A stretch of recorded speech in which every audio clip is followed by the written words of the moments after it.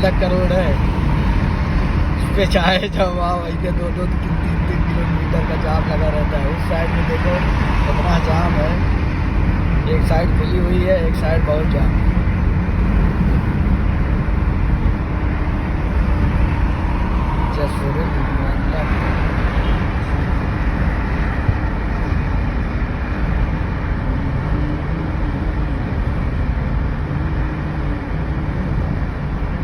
भी जाम ला रहे होंगे वो, तो अभी उधर उनके जाम में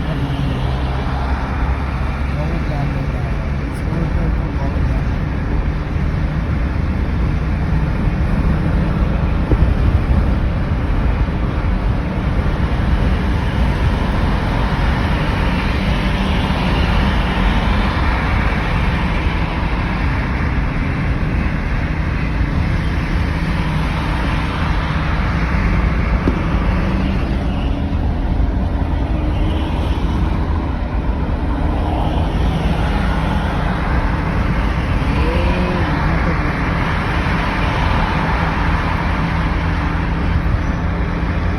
तो 2.5-3 किलोमीटर तक मैं आ चुका हूँ, देख लो उस साइड में अभी भी वैसे ही जाम है।